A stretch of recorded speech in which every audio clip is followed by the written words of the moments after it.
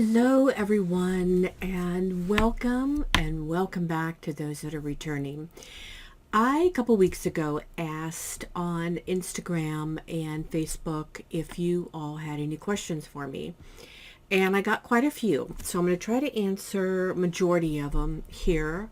Some will require me to do a little demo or pull up some pictures to kind of explain myself. But I had a lot of fun with the questions. Now remember, these are just from my humble opinion as an artist, an abstract artist. You'll have a lot of other artists that might have other opinions on how they might answer some of the things. So keep that in mind. I'm going to give you how I have answered some of these situations during my journey. So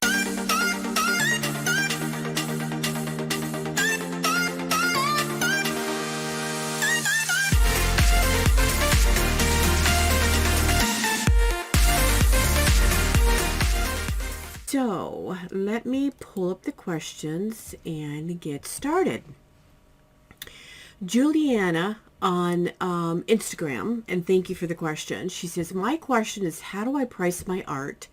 I've seen formulas online, but I don't want to over or undercharge. What is the best way to sell my art? So those are two questions. Two big questions. Two great questions, but two big ones. And here is this question I had when I first started selling my art. Same questions. And I get this a lot. How do I price my art? So here's advice I took from several other artists. If you're a artist that does abstract, this answer might be good for you. If you're one that does realism, things may be a tad different due to maybe the time you're spending doing your art. But abstract wise, I have come up with a formula, and the reason why I stick to this formula is I even explain to customers what my formula is ahead of time, so they're not surprised and they're not thinking I've just come up with a price just for them. Whether they think it's too high or too low, I have a formula, and that is length times width times, and this is where you can make it a variable, how many years you've been doing your art, how you've been doing your art for 10 years, but you want to do it part-time, so how experienced you are. When I first started selling my art, I would do length times width times 0.5. And then once I started selling my art at that price point, I increased it. I would slowly increase it. So length times width, say you have a 20 by 20, length times width would be 400 times 0.5 would be $200. If you think that is too low, then don't start there. If you do length times width, and this is where I started, times 1, which would be 20 times 20, which would be 400 times 1, $1, it'd be $400 for a 20 by 20. That's where I started. And once I sold enough paintings that I felt comfortable with, I would slowly increase that. The point is you don't want to go backwards. So say you started at times $2, $800 for a 20 by 20 to be 20 times 20, which is 400 times $1, which is where I started, would be 400. Or if you did it times $2, it'd be 800. And you started there and you didn't sell anything. And so someone comes along and they really wanted to help you out and they bought a painting or two. And then you changed your price down to $1. You've really, if that first collector saw that, if they love you, great. But if they might be hurt. So you really don't want to go backwards. You want to keep increasing it. So it's okay to start at one price point and go up. I didn't have a problem when I used this price point, and I did go up slowly. Here's the catch though. If you sell for a gallery, online galleries, outside galleries, they all take 40, 50%. Some may even take more than that.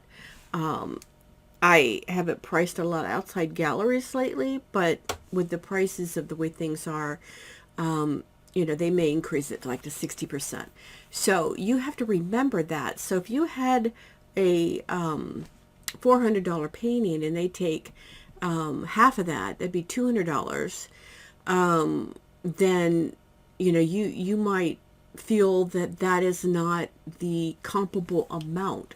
So you may start, if you do start right away in galleries, change your price point of how you want to calculate.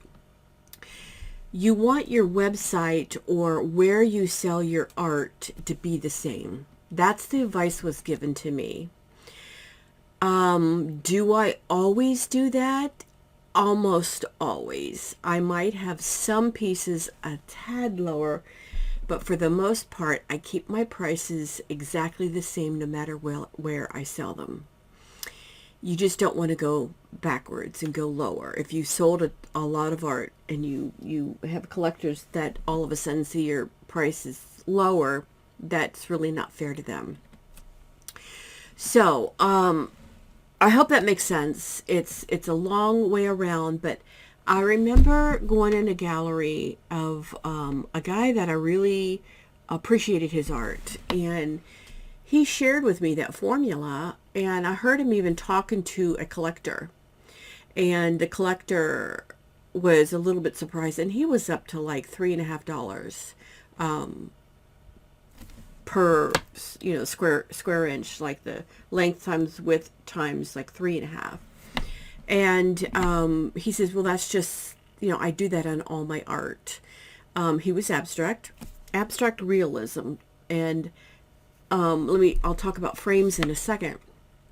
And once the customer, the collector, realized that they didn't have a problem, he told them how he started out at one price point and he increased because your people are paying you for your expertise in growing as an artist.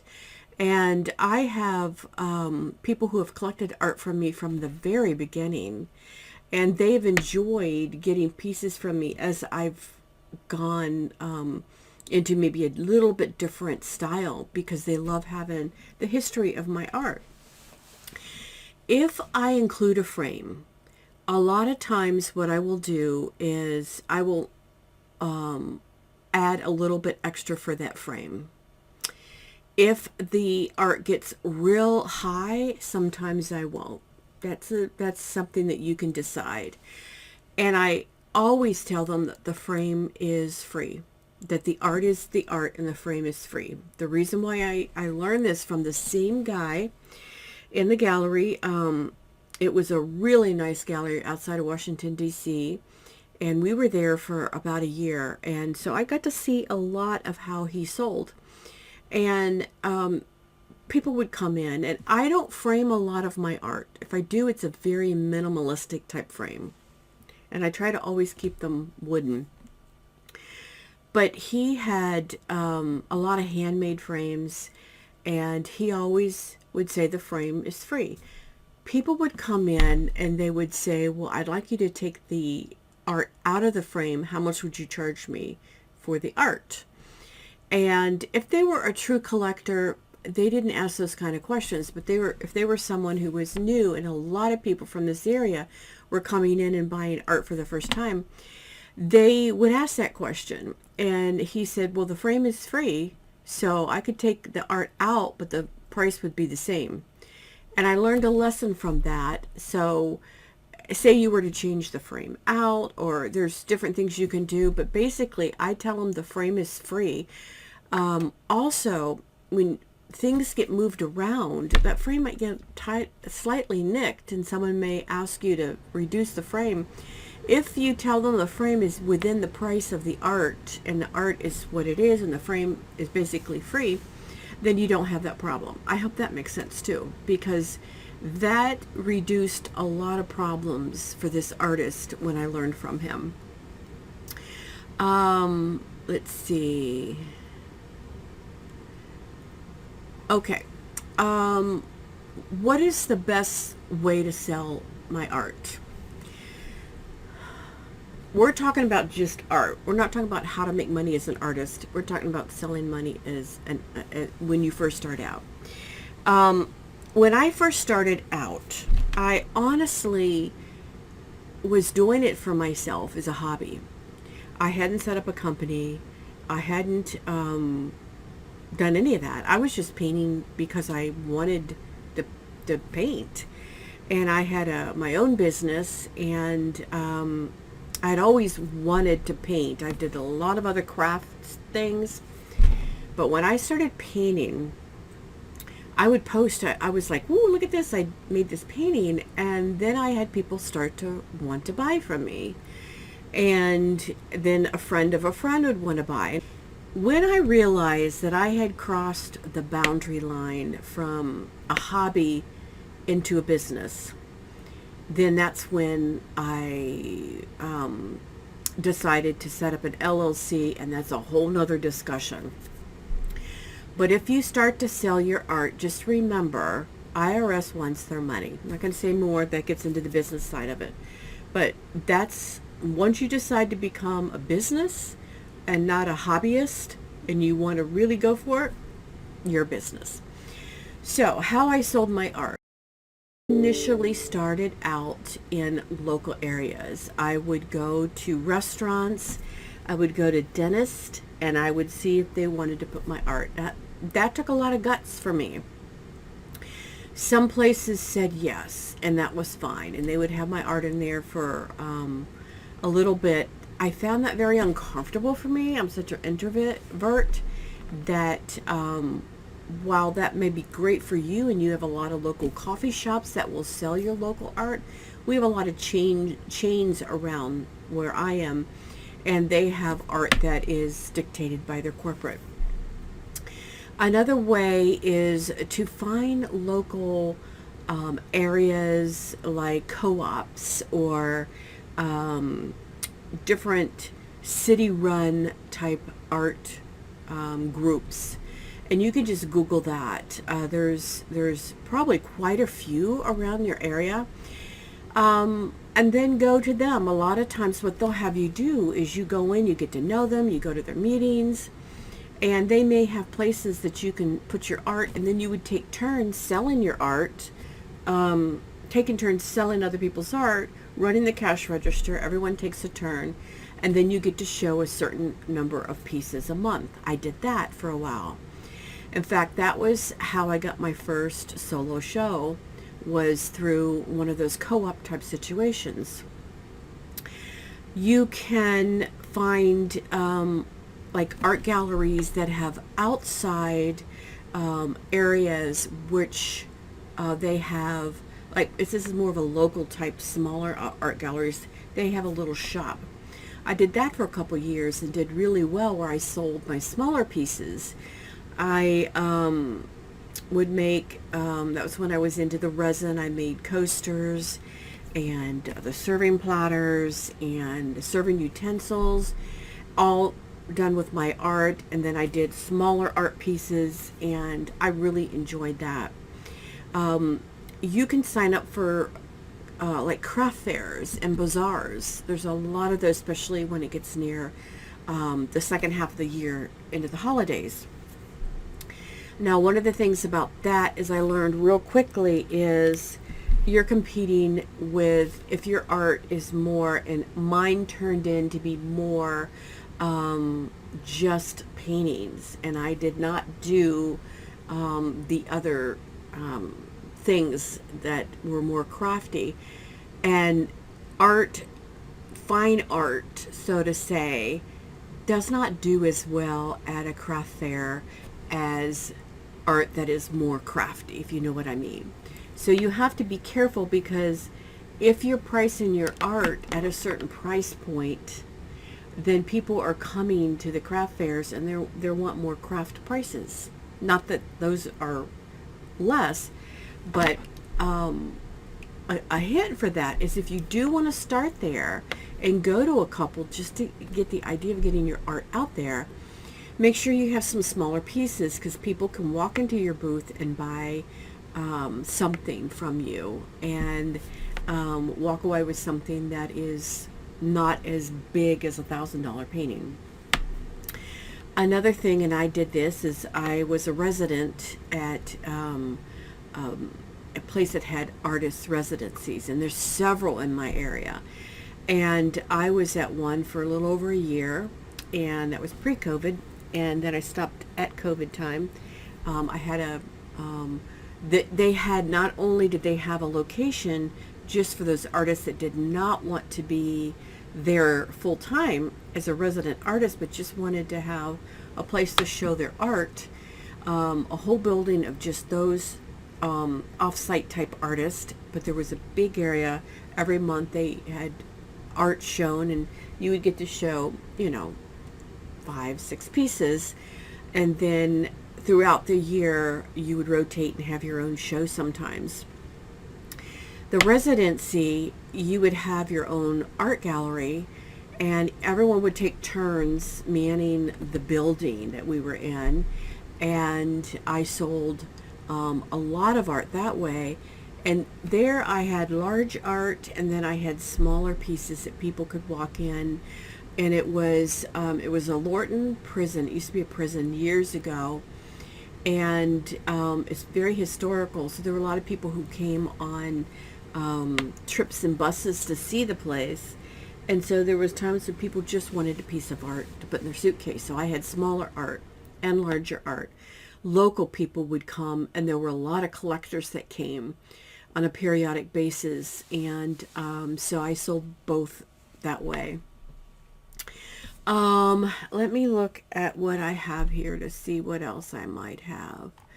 But those are ways that you can get started selling, and then you just get larger and larger. There are places all over the country, due to my fibromyalgia and some of the surgeries I've had. I can't do those, but I have several art friends that do very well. They go to Buffalo, they go to Miami, they go all over the place. And they sell their art. They have tents, and they do really well. It's a lot of work. And several of them have said, please come with us. We'll help you out. But it's a lot of work for me. I do sell on 2 online galleries, and I've sold through them. They're changing. One of them is Saatchi Art. The other Singular Art. Singular Art is changing to a pay structure.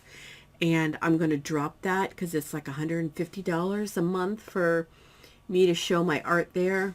And I just don't want to put my money into $150 a month. I want to kind of wait and see how they do.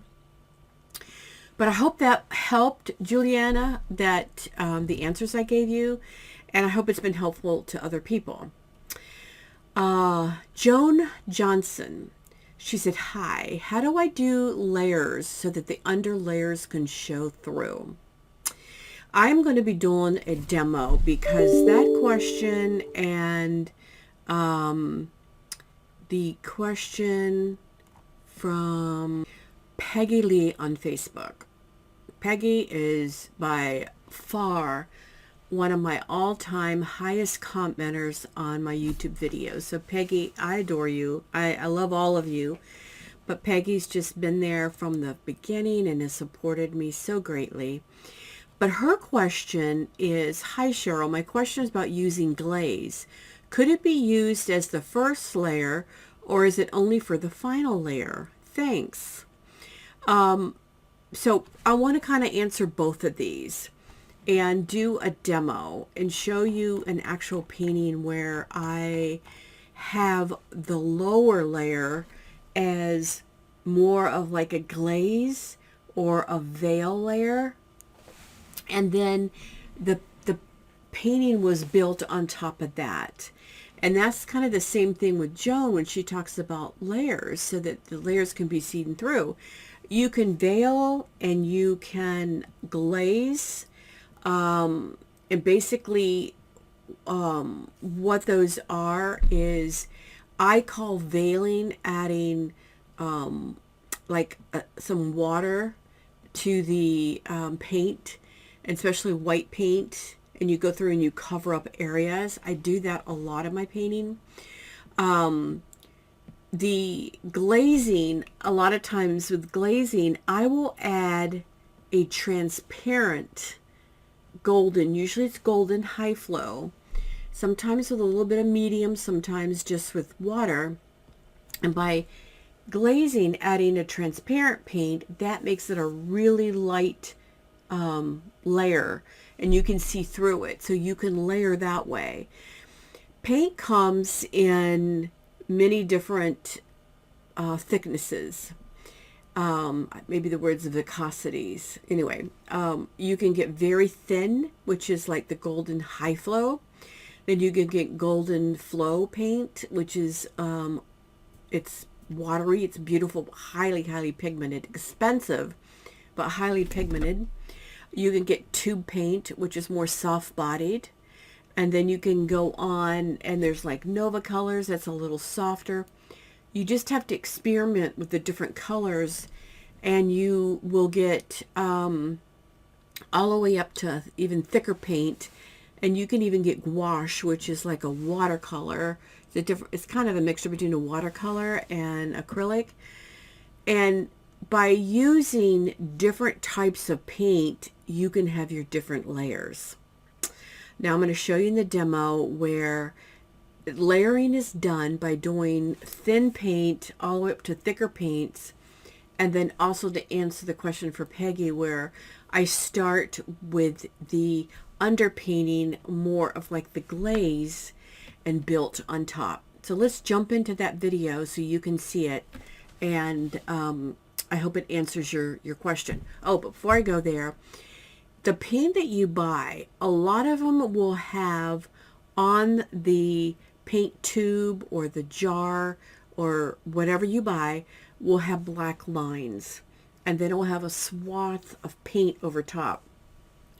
If it's opaque, which means it completely covers up, then you won't see the black lines anymore. If the black lines are, you can see through it, it's a transparent, and then there'll be things in between. So that's how you know if a paint is transparent or opaque before you buy it. And you may want several different types of those paints in your paint, pool to pull from. So let's get into the demo. So what I'm showing here is an actual painting where there's layers and layers and layers. And as you can see, a lot of those paints that I used that had the black lines with a swath of paint that was shown as transparent were used on this painting. And then you'll see right there where I'm adding that additional color, almost like a cornflower blue, and then you'll see a couple other places. Those are non-transparent. Those are opaque and they're thicker. So when you ask the question, both questions about layering, this is a good way to layer. It's a combination of a push and pull between the two. And to Peggy's question, can you start with transparent? Most of the colors I started with here were transparent. Now let me show you a demonstration of how I added that transparent to start. But I wanted you to see what the opaque, the layering looked like on top. So here's an example of that underpainting, and or this may be a different painting, but anyway, I was using that teal that I showed you before that had the transparent lines on it, and then this is a turquoise, and then there's like a lime green, and these are all transparent paints. So by just mixing these all together and using some even additional water, and then there's some alcohol there on this particular painting. You don't have to do alcohol, but you can use a brush, you can use a shop towel, definitely your fingers, and it is layering, and this will be the bottom layer that you would build your other more opaque on top of.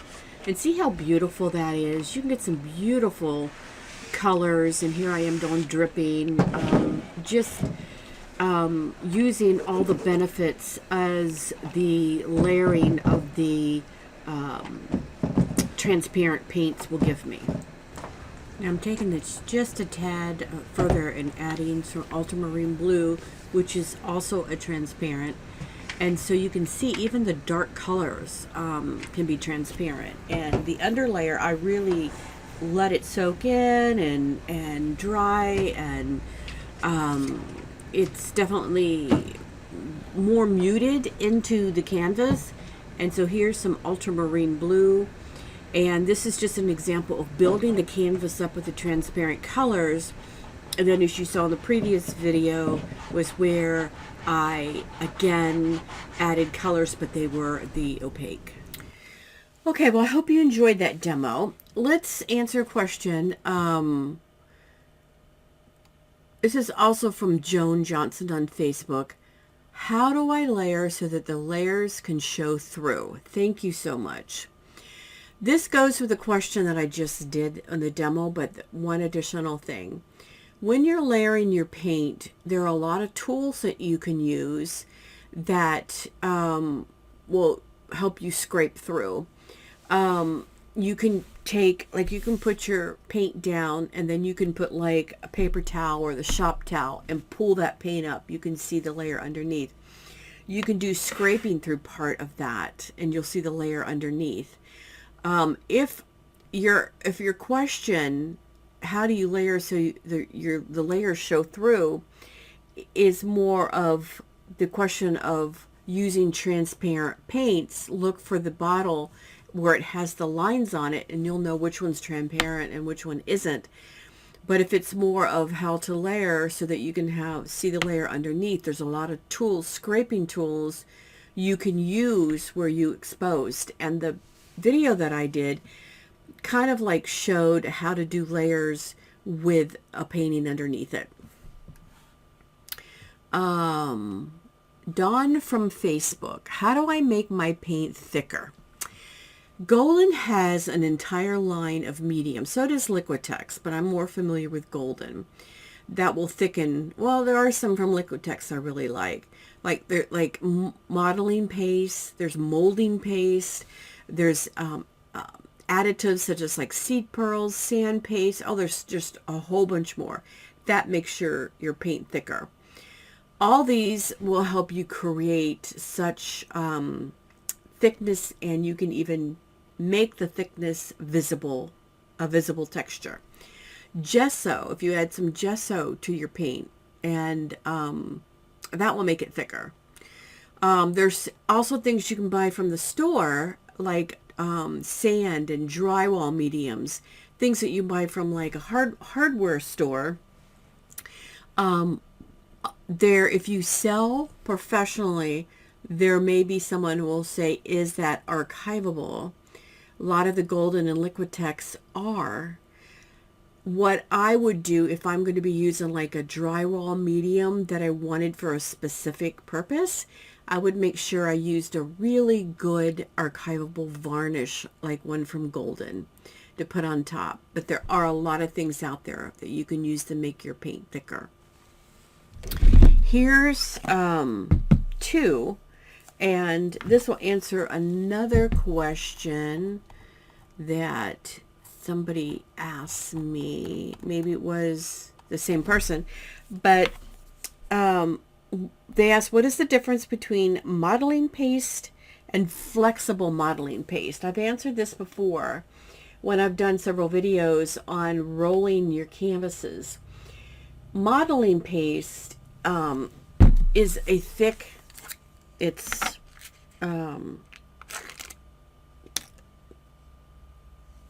like thick. This is pretty new. It's used, and you can make a really nice texture with that. The flexible is basically the same thing, but it's flexible. So if I'm doing larger canvases, I've switched over to using the flexible on all of them so that to ship them, I can roll the canvas and it won't crack. I've not had with the other modeling paste, it cracked. But I started maybe 3 or 4 years ago using the flexible, so I just don't have that issue. Oh, that was from Deb from YouTube. What is the difference between Liquitex modeling paste and flexible modeling paste? We just answered that. Talon's Grace from Instagram. He's a new artist that we've been corresponding back and forth. From what I gather, Talon's Grace is you're new at being an artist. Your art is beautiful, so you have a talent in creation. But his question was quite interesting, and it's one that all of us have, so it was a great question to ask. Pretending you have no art supplies except for a canvas, and you were given 3 minutes to shop online or in person, what would you purchase to create an abstract painting? Speed shopping for the sake of expressing your emotions. I ask this because I've been using only a few products. I am ordering supplies soon, and it can be a bit overwhelming for a new artist. Well, this all depends on your budget. But I know a little bit about this artist's work, so I'm going to answer but basically what I would purchase, because his work seems to be a lot like mine. I would start by buying some high flow from Golden. I would buy a black and I would buy a white of the high flow. I use those in every piece of art. I would also buy a thick body titanium white and carbon black.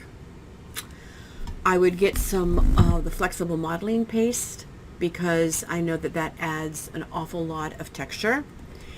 I would get some spray paint. I would get especially black and white, but if you had the budget, grab a couple more colors, and some stencils, and I would get the water-based spray paint. And then I would get tubes of blue, red, and yellow, because you can create any color from those 3 colors.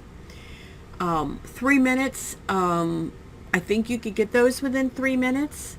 If not, give yourself a little more grace, but you can create any color if you have the basic colors of blue, red, and yellow. Let's see. Holly Nelson on Facebook. Are canvas boards better because you can frame them, or stretch canvases if you paint the sides?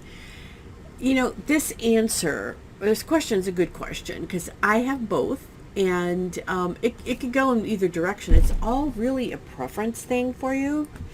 Canvas boards are ones that I use a lot to paint on when I'm just trying to paint like samples, and a lot of times they'll turn into paintings, and yes, you can frame them.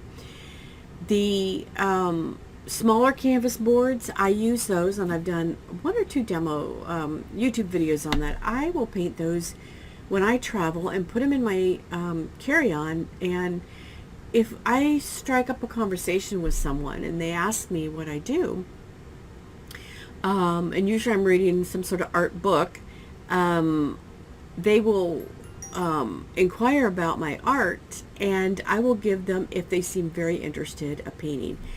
The canvas boards, the smaller ones, are only like $1. They'll more than likely throw your business card away, or it'll get lost, but they probably won't throw a canvas board away. And I have had people contact me later and buy art from me, so I know it works.